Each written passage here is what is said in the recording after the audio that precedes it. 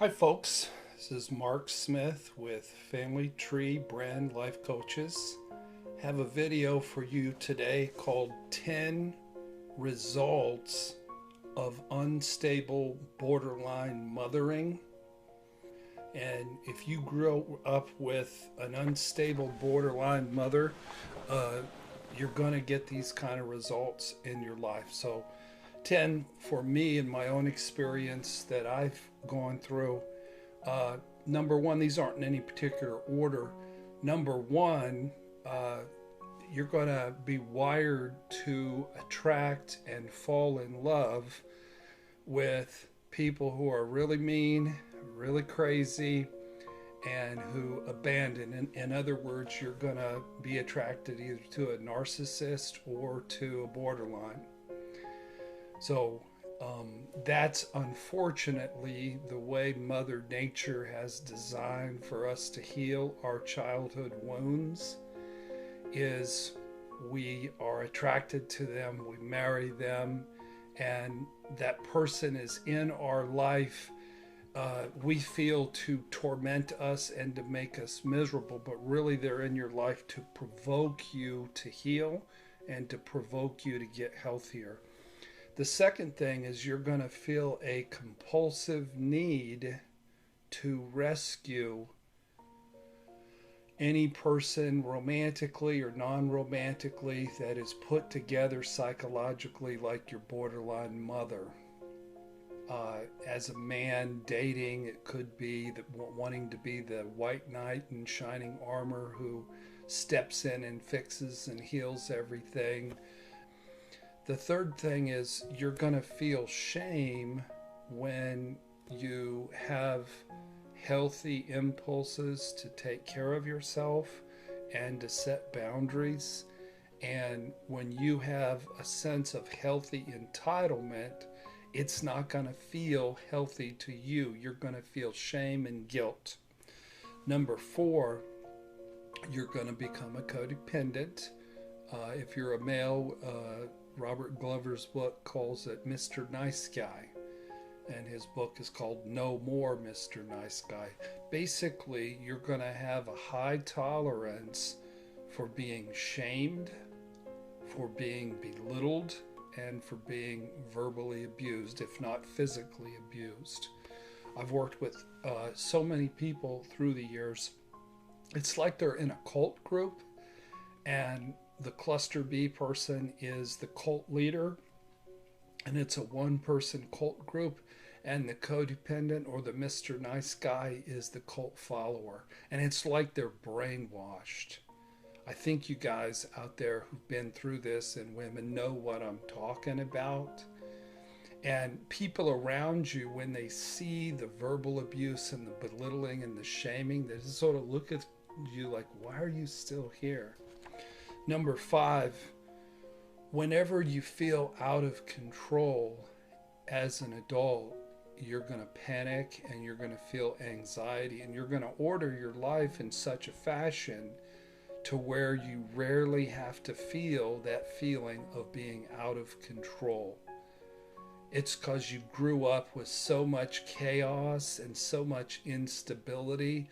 The last thing in the world that you want to experience is chaos and instability. Number six, if you are codependent, you hold it in, you hold it in, you hold it in, you hold it in, you turn the other cheek, you rescue, you put your needs last, and then you rage. And what is the critical borderline or narcissistic partner going to focus on? Is they're going to turn it around. You're the rager. You're the bad guy. You're the one that needs to go to treatment. They've raged at you 1,000 times and you rage at them 6 times, but the brainwashing that you're susceptible to is that you're the bad guy, you're the rager. When you grow up enmeshed with a needy borderline mom who's been abandoned by her husband, and there's any kind of financial stress, you'll become fused with her financial anxiety, and you'll have what I call financial terror. And that doesn't mean that you'll be poor. Many times it means that you're well off, because it's you work as if you're being chased like a pair of vicious junkyard dogs. You just know if you slow down and are human and work at a human pace, that you're going to lose your house, you're going to lose your job, you're going to be on the street. That's what it feels like, because there wasn't a boundary between your mother growing up and her financial fears, and she probably spent a lot of time robbing Peter to pay Paul, being in debt, sometimes marrying for money, and that anxiety and that poverty that you experienced, it drives you to be a workaholic, because at your core there's just a whole lot of brainwashing that says you have to make a lot of money to make up for the lack that you experienced growing up. Number 8, of course, you don't get to be a child. You don't get to be innocent and carefree. And as an adult, it's like you have to learn how to play.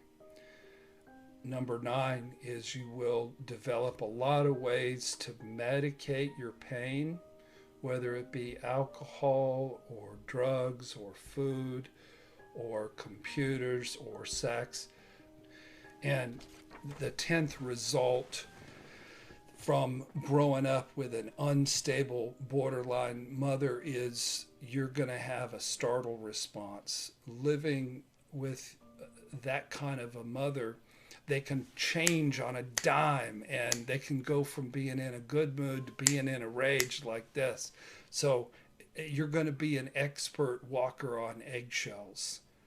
You're going to be somebody who your mood can shift very quickly, and you're always sort of surveilling the environment to see if something really bad is going to happen, because growing up, everything could be fine, and then it turns into an absolute freaking nightmare. So these are some of the clear and direct results of growing up and being parented by a borderline mother. And I make these videos to help you identify if some of these speak to you, whether or not you were brought up by somebody with borderline personality disorder. So I hope the videos speak to you. The good news is, through recovery, you can heal yourself, and you can break the intergenerational curse. And as you get healthier, that'll spill over onto your kids, and your kids can leave home healthier than what you were when you were growing up. So I hope this video spoke to you. If you haven't joined our YouTube channel, please do that. Join us on Tuesday night for our live stream. We call it Church for the Narcissistically Abused. And also check out my many books at familytreecounseling.com. Thank you for watching today. God bless.